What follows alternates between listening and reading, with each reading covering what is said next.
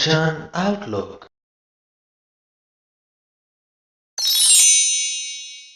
गौड़ी की वार महला पंजवां। राय कमाल दी मोजदी की वार की धुन उपर गावनी। एक ओंकार सतगुर प्रसाद। श्लोक महला पंजवां। हर हर नाम जो जन जपै सो आया परवान। तिस जन का बलहारणै जिन भजिया प्रभ निर्वाण। बड़े ही सरल जहे अर्थ ਹਨ ਇਹਨਾਂ ਪੰਕਤੀਆਂ ਦੇ कि जो मनुख परमात्मा का नाम सिमरदा है, हर हर नाम जो जन जपै सो आया प्रवान। जगत दे विच उसका आउणा सफल समझो, प्रवान समझो। तिस जन कै बलिहारणै जिन भजिया प्रभ निर्वाण। जिसने वासना रहत, निर्वाण तो भाव वासना रहत परमात्मा नूं सिमरिया है, मैं उस तो सदके जांदा हाँ। जन्म मरण दुख कट्टिया हर भेटिया पुरख सुजान। संत संग सागर तरे जन नानक सच्चा तान। जिन्हें परमात्मा नूं सिमरिया, वासना रहत परमात्मा नूं सिमरिया, उसनूं सुजान पुरख अकाल पुरख मिल पिया है ते उसदा सारी ही उम्र दा दुख कलेश कटिया गया है।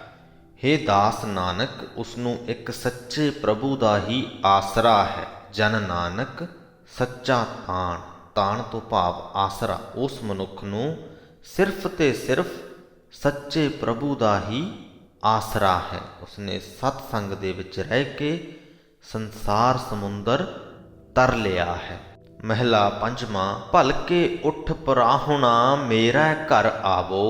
पाओ पखाला तिस के मन तन नित भावो। गुरु जी कामना करते हैं, साहिब श्री गुरु अर्जन साहिब जी, कि जेकर सवेरे उठ के कोई गुरमुख प्राहुणा मेरे घर आवे तो मैं उस गुरमुख दे पैर धोवां। मेरे मन विच ते मेरे तन विच वो सदा ही प्यारा लगे। नाम सुने नाम संग्रह नामे लिव लावो। वो गुरमुख नित नाम सुने, नाम धन इकट्ठा करे ते नाम दे विच ही सुरत जोड़ी रखे।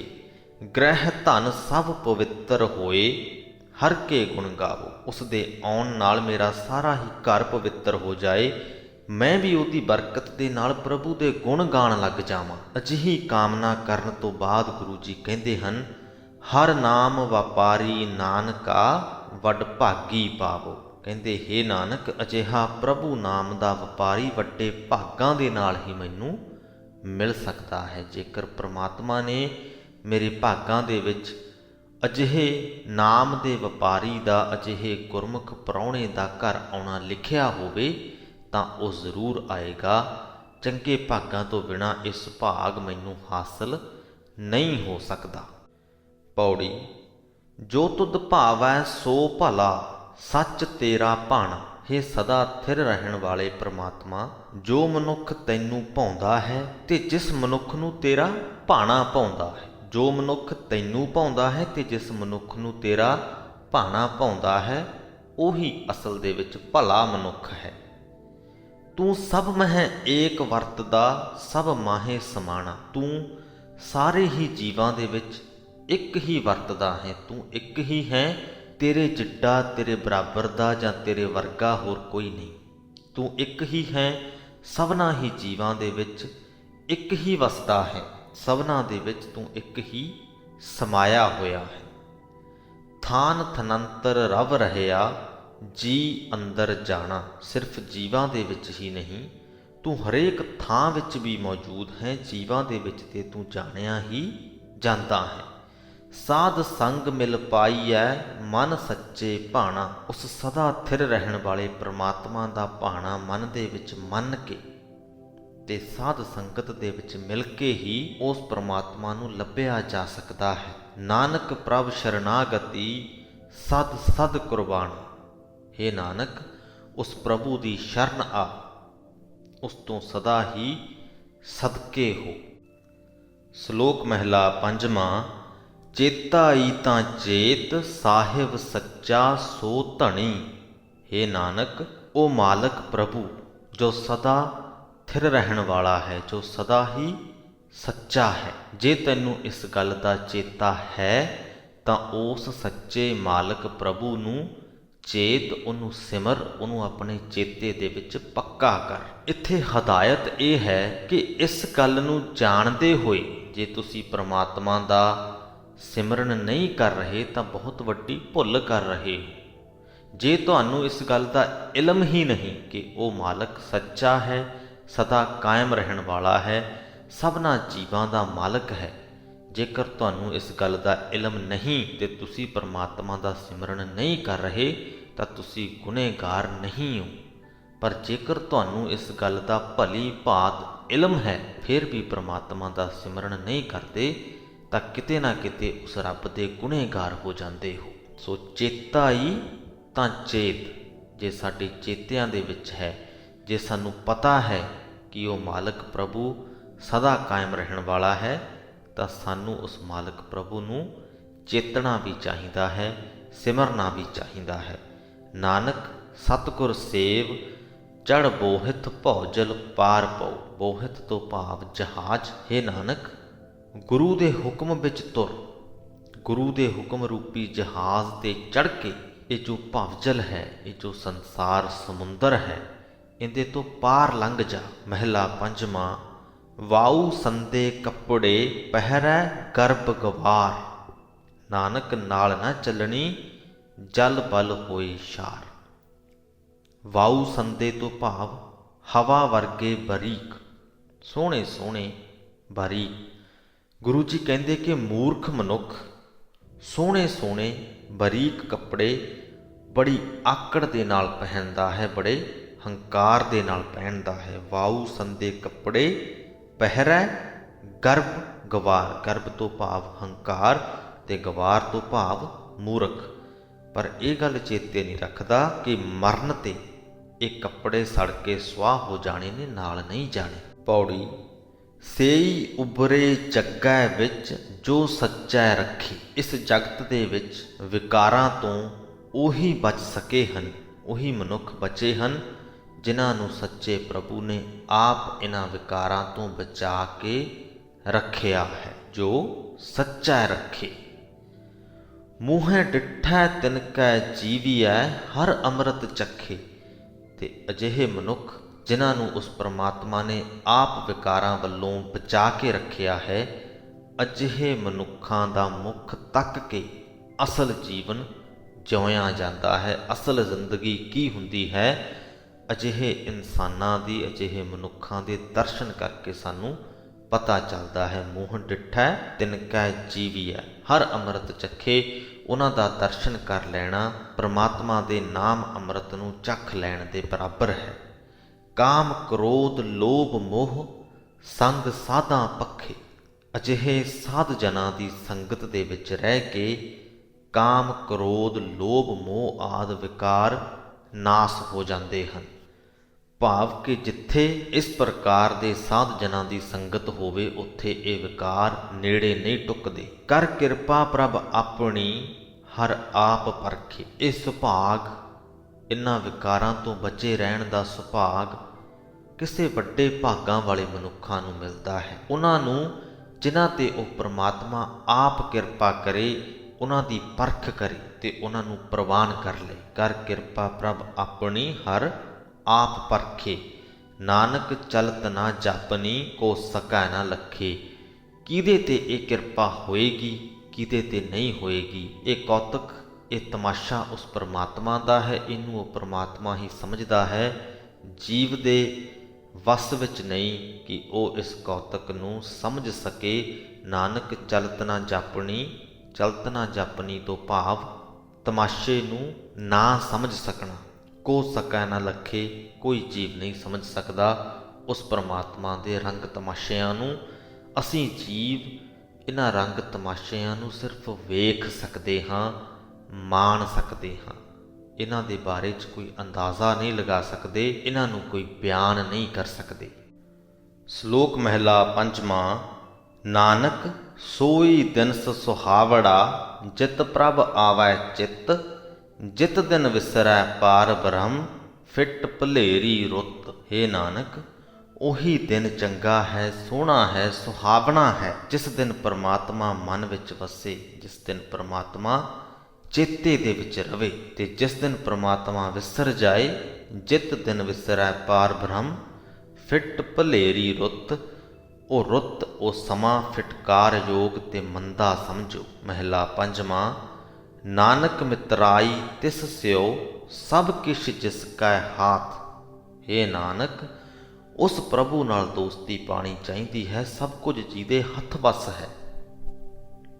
ਕੁਮਿੱਤਰਾ ਸੇਈ ਕਾਂਢੀ ਹੈ, ਇੱਕ ਵਿਖ ਨਾ ਚੱਲੈ ਸਾਥ। ਪਰ ਜੋ ਸਾਡੇ ਨਾਲ ਇੱਕ ਕਦਮ ਵੀ ਨਾ ਚੱਲ ਸਕੇ, ਉਹਨੂੰ ਕੁਮਿੱਤਰ ਕਿਹਾ ਜਾਂਦਾ ਹੈ। ਇਸ ਕਰਕੇ ਉਸ ਪਰਮਾਤਮਾ ਤੋਂ ਇਲਾਵਾ ਦੂਜਾ ਭਾਵ ਜੋ ਹੈ, ਮਾਇਆ ਜੋ ਹੈ, ਜੋ ਇੱਕ ਕਦਮ ਵੀ ਸਾਡੇ ਨਾਲ ਚੱਲ ਨਹੀਂ ਸਕਦੀ, ਉਹਦੇ ਨਾਲ ਆਪਣਾ ਮੋਹ ਨਹੀਂ ਵਧਾਉਣਾ ਚਾਹੀਦਾ। ਉਹ ਕੁਮਿੱਤਰ ਹੈ, ਸਾਡਾ ਸੱਚਾ ਸਾਥੀ, ਸਾਡਾ ਸੱਚਾ ਮਿੱਤਰ ਉਹ ਪਰਮਾਤਮਾ ਹੋਣਾ ਚਾਹੀਦਾ ਹੈ। ਪੌੜੀ। ਅੰਮ੍ਰਿਤ ਨਾਮ ਨਿਧਾਨ ਹੈ, ਮਿਲ ਪੀਵੋ ਭਾਈ। ਹਦਾਇਤ ਹੈ ਸਾਡੇ ਲਈ, ਹੇ ਭਾਈ, ਪਰਮਾਤਮਾ ਦਾ ਨਾਮ ਅੰਮ੍ਰਿਤ ਰੂਪ ਖਜ਼ਾਨਾ ਹੈ। ਆਓ ਮਿਲ ਕੇ ਇਸ ਖਜ਼ਾਨੇ ਦਾ ਸਰਵਣ ਕਰੀਏ, ਇਸ ਖਜ਼ਾਨੇ ਨੂੰ, ਇਸ ਨਾਮ ਅੰਮ੍ਰਿਤ ਨੂੰ ਪੀਏ। ਜਿਸ ਸਿਮਰਤ ਸੁਖ ਪਾਈਐ, ਸਭ ਤਿਖਾ ਬੁਝਾਈ। ਇਹ ਇੱਕ ਅਜਿਹਾ ਅੰਮ੍ਰਿਤ ਹੈ ਜਿਹਨੂੰ ਪੀ ਲਈਏ, ਭਾਵ ਕਿ ਪਰਮਾਤਮਾ ਦੇ ਨਾਮ ਨੂੰ ਜੇ ਸਿਮਰ ਲਈਏ ਤਾਂ ਹਰ ਪ੍ਰਕਾਰ ਦਾ ਸੁੱਖ ਮਿਲ ਜਾਂਦਾ ਹੈ, ਸਾਰੇ ਪ੍ਰਕਾਰ ਦੀਆਂ ਤ੍ਰਿਸ਼ਨਾਵਾਂ ਮਿਟ ਜਾਂਦੀਆਂ ਨੇ। ਕਰ ਸੇਵਾ ਪਾਰ ਬ੍ਰਹਮ ਗੁਰ, ਭੁੱਖ ਰਹਿ ਨਾ ਕਾਈ। ਉਸ ਗੁਰੂ ਦੀ ਅਤੇ ਅਕਾਲ ਪੁਰਖ ਦੀ ਸੇਵਾ ਕਰੋ। ਗੁਰੂ ਜੋ ਕਿ ਅਕਾਲ ਪੁਰਖ ਦਾ ਹੀ ਰੂਪ ਹੈ, ਉਹਦੀ ਸੇਵਾ ਕਰੋ, ਤੁਹਾਨੂੰ ਮਾਇਆ ਦੀ ਕੋਈ ਭੁੱਖ ਰਹਿ ਨਹੀਂ ਜਾਏਗੀ। ਸਗਲ ਮਨੋਰਥ ਪੁੰਨਿਆ, ਅਮਰਾ ਪਦ ਪਾਈ। ਤੁਹਾਡੇ ਸਾਰੇ ਹੀ ਮਨੋਰਥ ਪੂਰੇ ਹੋ ਜਾਣਗੇ। ਪੂਰੇ ਹੋਣ ਤੋਂ ਭਾਵ ਮਨ ਦੇ ਵਿੱਚ ਕੋਈ ਵੀ ਫਾਲਤੂ ਦੀਆਂ ਮਾਇਕ ਇੱਛਾਵਾਂ ਰਹਿ ਨਹੀਂ ਜਾਣਗੀਆਂ, ਸੰਪੂਰਨ ਹੋ ਜਾਣਗੀਆਂ ਸਾਰੀਆਂ ਇੱਛਾਵਾਂ, ਸਾਰੇ ਮਨੋਰਥ, ਸਾਰੀਆਂ ਤ੍ਰਿਸ਼ਨਾਵਾਂ, ਤੇ ਤੁਸੀਂ ਉਹ ਉੱਚੀ ਆਤਮਿਕ ਅਵਸਥਾ ਹਾਸਲ ਕਰ ਲਓਗੇ ਜਿਹੜੀ ਕਦੇ ਨਾਸ ਨਹੀਂ ਹੁੰਦੀ। ਜੋ ਦੁਨਿਆਵੀ ਮਨੋਰਥਾਂ ਵਾਲੀ ਅਵਸਥਾ ਹੈ ਉਹ ਨਾਸਵੰਤ ਹੈ। ਜਦ ਤੱਕ ਸਾਡਾ ਮਨੋਰਥ ਪੂਰਾ ਨਹੀਂ ਹੋ ਜਾਂਦਾ, ਤਦ ਤੱਕ ਸਾਨੂੰ ਤਾਂਘ ਲੱਗੀ ਰਹਿੰਦੀ ਹੈ, ਮਨ ਵਿੱਚ ਚਿੰਤਾ ਵੀ ਲੱਗੀ ਰਹਿੰਦੀ ਹੈ ਕਿ ਇਹ ਮਨੋਰਥ ਪੂਰਾ ਹੋਏਗਾ ਜਾਂ ਨਹੀਂ। ਤਾਂ ਉਹ ਤਾਂਘ ਵਾਲੀ, ਚਿੰਤਾ ਵਾਲੀ ਇੱਕ ਅਵਸਥਾ ਹੈ ਜਿਹਦੀ ਬੁਨਿਆਦ ਸਿਰਫ ਉਦੋਂ ਤੱਕ ਹੈ ਜਦ ਤੱਕ ਕਿ ਉਹ ਮਨੋਰਥ ਪੂਰਾ ਨਹੀਂ ਹੋ ਜਾਂਦਾ। ਜਦੋਂ ਮਨੋਰਥ ਪੂਰਾ ਹੋ ਗਿਆ ਤਾਂ ਖੁਸ਼ੀ ਦੀ ਅਵਸਥਾ ਆ ਜਾਂਦੀ ਹੈ। ਅਸੀਂ ਖੁਸ਼ ਹੋ ਜਾਂਦੇ ਹਾਂ ਕਿ ਇਹ ਮਨੋਰਥ ਸਾਡਾ ਪੂਰਾ ਹੋ ਗਿਆ। ਤਾਂ ਜੋ ਪਹਿਲੇ ਵਾਲੀ ਅਵਸਥਾ ਸੀ ਉਹ ਖਤਮ ਹੋ ਗਈ, ਉਹ ਸਥਿਰ ਨਹੀਂ ਸੀ, ਹੁਣ ਖੁਸ਼ੀ ਦੀ ਅਵਸਥਾ ਆ ਗਈ। ਕੋਈ ਵੀ ਮਨੋਰਥ ਪੂਰਾ ਹੋ ਜਾਣ 'ਤੇ ਕੁਝ ਪਲ, ਕੁਝ ਘੰਟੇ, ਕੁਝ ਦਿਨ, ਕੁਝ ਹਫ਼ਤੇ ਜਾਂ ਵੱਧ ਤੋਂ ਵੱਧ ਕੁਝ ਮਹੀਨੇ ਖੁਸ਼ੀ ਦੀ ਅਵਸਥਾ ਰਹਿੰਦੀ ਹੈ। ਨਿਰਭਰ ਕਰਦਾ ਹੈ ਕਿ ਮਨੋਰਥ ਕਿੱਡਾ ਕੁ ਸੀ ਅਤੇ ਕਿੱਡਾ ਕੁ ਪੂਰਾ ਹੋਇਆ। ਪਰ ਉਹ ਖੁਸ਼ੀ ਦੀ ਅਵਸਥਾ ਸਥਿਰ ਨਹੀਂ ਹੋਏਗੀ, ਬਲਕਿ ਉਦੋਂ ਤੱਕ ਵੀ ਜੇ ਮੰਨ ਲਈਏ ਕੋਈ ਕਾਫੀ ਵੱਡਾ ਮਨੋਰਥ ਸਾਡਾ ਪੂਰਾ ਹੋ ਗਿਆ, ਪੂਰਾ ਇੱਕ ਦਿਨ ਅਸੀਂ ਜਸ਼ਨ ਮਨਾਇਆ ਉਸ ਮਨੋਰਥ ਦੇ ਪੂਰੇ ਹੋਣ ਦਾ, ਪੂਰੇ ਚਾਹੋ ਜਲਾਲ ਦੇ ਵਿੱਚ ਰਹੇ, ਪੂਰੀ ਖੁਸ਼ੀ ਦੀ ਅਵਸਥਾ ਦੇ ਵਿੱਚ ਰਹੇ, ਪਰ ਸਿਰਫ ਇੱਕ ਦਿਨ। ਅਗਲੇ ਦਿਨ ਖੁਸ਼ੀ ਜ਼ਰੂਰ ਹੋਏਗੀ, ਰਹਿ ਰਹਿ ਕੇ ਦਿਮਾਗ ਦੇ ਵਿੱਚ ਖਿਆਲ ਜ਼ਰੂਰ ਆਏਗਾ ਕਿ ਸਾਡਾ ਇਹ ਮਨੋਰਥ ਪੂਰਾ ਹੋਇਆ। ਜਦ ਜਦ ਵੀ ਉਹ ਖਿਆਲ ਆਏਗਾ ਖੁਸ਼ੀ ਹੋਏਗੀ, ਪਰ ਜਿਸ ਪ੍ਰਕਾਰ ਦੀ ਅਵਸਥਾ ਸਾਡੀ ਕੱਲ੍ਹ ਸੀ, ਪਹਿਲੇ ਦਿਨ ਸੀ, ਉਹ ਅੱਜ ਨਹੀਂ ਹੋਏਗੀ, ਉਸ ਤੋਂ ਘੱਟ ਹੋਏਗੀ ਖੁਸ਼ੀ ਦੀ ਅਵਸਥਾ। ਦਿਨ ਭਰ ਦੇ ਵਿੱਚ ਹੋਰ ਬਹੁਤ ਸਾਰੇ ਅਹਿਸਾਸ ਸਾਨੂੰ ਮਾਨਣ ਨੂੰ ਮਿਲਣਗੇ ਅਤੇ ਉਹ ਸਾਡੀ ਉਸ ਅਵਸਥਾ ਨੂੰ ਬਦਲਣਗੇ। ਹੋ ਸਕਦਾ ਹੈ ਅਗਲੇ ਦਿਨ ਸਾਨੂੰ ਕੋਈ ਗੁੱਸੇ ਦੇ ਵਿੱਚ ਬੋਲ ਜਾਏ ਅਤੇ ਅਸੀਂ ਕੁਝ ਪਲਾਂ ਦੇ ਲਈ ਦੁਖੀ ਹੋ ਜਾਈਏ, ਤਾਂ ਜੋ ਸਾਡੀ ਖੁਸ਼ੀ ਵਾਲੀ ਅਵਸਥਾ ਸੀ ਉਹ ਭੰਗ ਹੋ ਗਈ। ਖੁਸ਼ੀ ਵਾਲੀ ਉਹ ਅਵਸਥਾ ਸਥਿਰ ਨਹੀਂ ਸੀ। ਸੋ ਦੁਨਿਆਵੀ ਮਨੋਰਥਾਂ ਦੀ ਜਿੱਥੋਂ ਤੱਕ ਗੱਲ ਹੈ, ਇਹ ਸਾਨੂੰ ਅਸਥਾਈ ਅਵਸਥਾਵਾਂ ਪ੍ਰਦਾਨ ਕਰਦੇ ਨੇ। ਦੁਨਿਆਵੀ ਮਨੋਰਥ ਕੋਈ ਵੀ ਪੂਰਾ ਹੋ ਜਾਏ ਉਹ ਸਾਨੂੰ ਅਸਥਾਈ ਅਵਸਥਾ ਪ੍ਰਦਾਨ ਕਰੇਗਾ। ਪਰ ਜੇਕਰ ਅਸੀਂ ਇਹਨਾਂ ਤੋਂ ਉੱਪਰ ਉੱਠ ਜਾਈਏ, ਅਮਰਾ ਪਦ ਪਾ ਲਈਏ, ਅਗਲੀ ਅਵਸਥਾ ਹਾਸਲ ਕਰ ਲਈਏ, ਤਾਂ ਉਹ ਅਵਸਥਾ ਸਥਿਰ ਹੋਏਗੀ, ਸਥਾਈ ਹੋਏਗੀ। ਨਿਤ ਦਿਨ ਦੇ ਕੋਈ ਵੀ ਅਹਿਸਾਸ, ਕਿਸੇ ਦਾ ਗੁੱਸੇ ਦੇ ਵਿੱਚ ਸਾਨੂੰ ਕੁਝ ਬੋਲ ਜਾਣਾ, ਕਿਸੇ ਦਾ ਸਾਡੀ ਪ੍ਰਸ਼ੰਸਾ ਕਰ ਜਾਣਾ, ਇਹ ਦੁਨਿਆਵੀ ਗੱਲਾਂ ਉਸ ਅਵਸਥਾ ਨੂੰ ਭੰਗ ਨਹੀਂ ਕਰਨਗੀਆਂ। ਬੜੀ ਮਹੱਤਵਪੂਰਨ ਸਿੱਖਿਆ ਗੁਰੂ ਜੀ ਨੇ ਸਾਨੂੰ ਇਹਨਾਂ ਪੰਕਤੀਆਂ ਦੇ ਰਾਹੀਂ ਬਖਸ਼ੀ ਹੈ ਕਿ ਸਗਲ ਮਨੋਰਥ ਪੁੰਨਿਆ ਅਮਰਾ ਪਦ ਪਾਈ। ਨਾਮ ਅੰਮ੍ਰਿਤ ਜਦੋਂ ਅਸੀਂ ਚੱਖ ਲਈਏ, ਪਰਮਾਤਮਾ ਦੇ ਨਾਮ ਦਾ ਸਿਮਰਨ ਕਰ ਲਈਏ, ਦਿਲੋਂ ਕਰੀਏ, ਤਾਂ ਅਸੀਂ ਅਮਰਾ ਪਦ ਹਾਸਲ ਕਰ ਸਕਦੇ ਹਾਂ। ਸਾਡੇ ਸਾਰੇ ਮਨੋਰਥ ਜੋ ਹਨ ਉਹ ਸੰਪੂਰਨ ਹੋ ਸਕਦੇ ਹਨ। ਅੱਗੇ ਚੱਲਦੇ ਹਾਂ। ਤੁਧ ਜੇਵੜ ਤੂੰ ਹੈ ਪਾਰ ਬ੍ਰਹਮ, ਨਾਨਕ ਸ਼ਰਨਾਈ। ਹੇ ਨਾਨਕ, ਇਹ ਆਖ ਕਿ ਹੇ ਪਾਰ ਬ੍ਰਹਮ, ਤੇਰੇ ਬਰਾਬਰ ਦਾ ਤਾਂ ਤੂੰ ਆਪ ਹੀ ਹੈ, ਹੋਰ ਕੋਈ ਨਹੀਂ। ਇਸ ਲਈ ਆਓ ਉਸ ਪਾਰ ਬ੍ਰਹਮ ਦੀ ਸ਼ਰਨ ਪੈ ਜਾਈਏ। ਸ਼ਲੋਕ ਮਹਿਲਾ ਪੰਜਵਾਂ। ਡਿਠੜੋ ਹਬ ਠਾਏ ਊਣ ਨਾ ਕਾਈ ਜਾਏ, ਮੈਂ ਪ੍ਰਭੂ ਨੂੰ ਹਰ ਥਾਂ ਮੌਜੂਦ ਵੇਖਿਆ ਹੈ। ਗੁਰੂ ਜੀ ਇਹ ਗੱਲ ਫਰਮਾਉਂਦੇ ਹਨ ਕਿ ਮੈਂ ਪ੍ਰਭੂ ਨੂੰ ਹਰ ਥਾਂ ਮੌਜੂਦ ਵੇਖਿਆ ਹੈ, ਕੋਈ ਵੀ ਥਾਂ ਪ੍ਰਭੂ ਤੋਂ ਖਾਲੀ ਨਹੀਂ। ਸਾਨੂੰ ਇਸ ਗੱਲ ਨੂੰ ਮੰਨਣਾ ਚਾਹੀਦਾ ਹੈ, ਆਪਣੇ ਦਿਲ ਦੇ ਵਿੱਚ ਵਸਾਉਣਾ ਚਾਹੀਦਾ ਹੈ। ਸੰਸਾਰ ਦੇ ਕਣ ਕਣ ਦੇ ਵਿੱਚ ਪ੍ਰਮਾਤਮਾ ਨੂੰ ਮਹਿਸੂਸ ਕਰਨਾ ਚਾਹੀਦਾ ਹੈ। ਅਸੀਂ ਹਮੇਸ਼ਾ ਕਹਿੰਦੇ ਹਾਂ, ਵਗਦੀਆਂ ਹਵਾਵਾਂ ਦੇ ਵਿੱਚੋਂ, ਲਹਿ ਲਹਾਉਂਦੀਆਂ ਫਸਲਾਂ ਦੇ ਵਿੱਚੋਂ, ਖੜਖੜ ਕਰਦੇ ਪੱਤਿਆਂ ਦੇ ਵਿੱਚੋਂ ਉਸ ਪ੍ਰਮਾਤਮਾ ਨੂੰ ਮਹਿਸੂਸ ਕਰੀਏ। ਸਾਡੇ ਧੜਕਦੇ ਦਿਲ ਵਿੱਚੋਂ, ਸਾਡੇ ਵਗਦਿਆਂ ਸਾਹਾਂ ਦੇ ਵਿੱਚੋਂ ਉਸ ਪ੍ਰਮਾਤਮਾ ਨੂੰ ਮਹਿਸੂਸ ਕਰੀਏ। ਇਹ ਦਾਰੋ ਮਦਾਰ ਸਾਡੇ 'ਤੇ ਹੈ।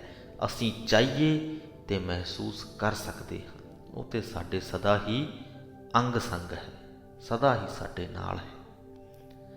ਨਾਨਕ ਲੱਦਾ ਤਿੰਨ ਸੁਆਉ, ਜਿਨ੍ਹਾਂ ਸਤਿਗੁਰ ਭੇਟਿਆ। ਪਰ ਜੀਵਨ ਦਾ ਇਹ ਮਨੋਰਥ, ਇਹ ਨਾਨਕ, ਉਹਨਾਂ ਮਨੁੱਖਾਂ ਨੇ ਹੀ ਲੱਭਾ ਹੈ ਜਿਨ੍ਹਾਂ ਨੇ ਸਤਿਗੁਰੂ ਨੂੰ ਮਿਲਿਆ ਹੈ। ਅਸੀਂ ਸਾਰੇ ਵਡਭਾਗੀ ਹਾਂ, ਸਤਿਗੁਰੂ ਦੇ ਲੜ ਲੱਗੇ ਹਾਂ। ਸਾਨੂੰ ਇਹ ਗੱਲਾਂ ਸਿੱਖਣ ਨੂੰ ਮਿਲ ਰਹੀਆਂ ਨੇ। ਜਿਸ ਮਨੁੱਖ ਨੇ ਇਹ ਪੰਕਤੀਆਂ ਨਹੀਂ ਪੜ੍ਹੀਆਂ, ਇਹਨਾਂ ਦੇ ਅਰਥਾਂ ਨੂੰ ਨਹੀਂ ਜਾਣਿਆ, ਉਹਨੂੰ ਕਿਵੇਂ ਪਤਾ ਲੱਗੇ ਕਿ ਪਰਮਾਤਮਾ ਨੂੰ ਕਣ ਕਣ ਦੇ ਵਿੱਚੋਂ ਕਿਵੇਂ ਵੇਖਣਾ ਹੈ। ਜੇ ਤੁਸੀਂ ਇਸ ਵਿਆਖਿਆ ਨੂੰ ਸੁਣ ਰਹੇ ਹੋ, ਪੜ੍ਹ ਰਹੇ ਹੋ, ਤਾਂ ਤੁਸੀਂ ਸਤਿਗੁਰੂ ਦੇ ਲੜ ਲੱਗੇ ਹੋ। ਤੁਸੀਂ ਇਹ ਪੰਕਤੀਆਂ ਪੜ੍ਹ ਲਈਆਂ ਨੇ, ਇਹਨਾਂ ਦੇ ਅਰਥਾਂ ਨੂੰ ਸਮਝ ਲਿਆ ਹੈ, ਵੱਡੇ ਭਾਗਾਂ ਵਾਲੇ ਹੋ ਗਏ। ਤੁਸੀਂ ਹੁਣ ਪਰਮਾਤਮਾ ਨੂੰ ਕਣ ਕਣ ਦੇ ਵਿੱਚ ਮਹਿਸੂਸ ਕਰਨ ਦੇ ਯੋਗ ਹੋ ਗਏ। ਸੋ ਇਸ ਦੇ ਨਾਲ ਹੀ ਸ੍ਰੀ ਗੁਰੂ ਗ੍ਰੰਥ ਸਾਹਿਬ ਜੀ ਦੇ 318ਵੇਂ ਅੰਗ ਦੀ ਬਾਣੀ ਦੀ ਵਿਆਖਿਆ ਦੀ ਸਮਾਪਤੀ ਹੁੰਦੀ ਹੈ ਜੀ।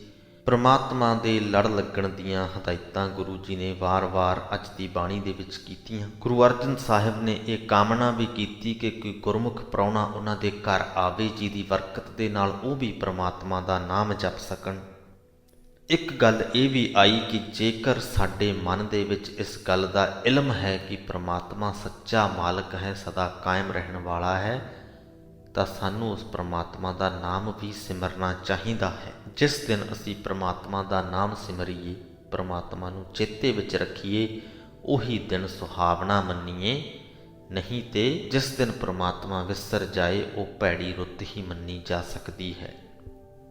ਤੇ ਅਖੀਰ ਵੱਲ ਨੂੰ ਤਾਂ ਬੜੇ ਵਿਸਥਾਰ ਪੂਰਵਕ ਅਸੀਂ ਸਗਲ ਮਨੋਰਥ ਪੁੰਨਿਆਂ ਦੇ ਬਾਰੇ 'ਚ, ਅਮਰਾ ਪਦ ਪਾਉਣ ਦੇ ਬਾਰੇ 'ਚ, ਤੇ ਹਰ ਥਾਂ ਪ੍ਰਮਾਤਮਾ ਨੂੰ ਵੇਖਣ ਦੇ ਬਾਰੇ 'ਚ ਬੜੇ ਵਿਸਥਾਰ ਪੂਰਵਕ ਗੱਲਬਾਤ ਕੀਤੀ ਹੈ। ਉਮੀਦ ਕਰਦੇ ਹਾਂ ਤੁਹਾਨੂੰ ਇਹ ਗੱਲਬਾਤ ਵੀ ਚੰਗੀ ਲੱਗੀ ਹੋਏਗੀ। ਅੱਜ ਦੀ ਵਿਆਖਿਆ ਦੇ ਵਿੱਚੋਂ ਬਹੁਤ ਕੁਝ ਸਿੱਖਣ ਨੂੰ ਵੀ ਮਿਲਿਆ ਹੋਏਗਾ। ਪ੍ਰੈਕਟੀਕਲ ਪੱਧਰ ਤੇ ਕੁਝ ਐਸੇ ਸੰਦੇਸ਼ ਮਿਲੇ ਹੋਣਗੇ ਜੋ ਤੁਸੀਂ ਆਪਣੇ ਜੀਵਨ ਵਿੱਚ ਲਾਗੂ ਕਰਕੇ ਤੇ ਪ੍ਰਮਾਤਮਾ ਦੀ ਨੇੜਤਾ ਦਾ ਨਿੱਘ ਮਾਣ ਸਕੋਗੇ। ਇਸੇ ਸੰਦੇਸ਼ ਦੇ ਨਾਲ ਹੀ ਅੱਜ ਦੀ ਵੀਡੀਓ ਦੀ ਸਮਾਪਤੀ ਕਰਦੇ ਹਾਂ ਜੀ। ਵਾਹਿਗੁਰੂ ਜੀ ਕਾ ਖਾਲਸਾ, ਵਾਹਿਗੁਰੂ ਜੀ ਕੀ ਫਤਿਹ।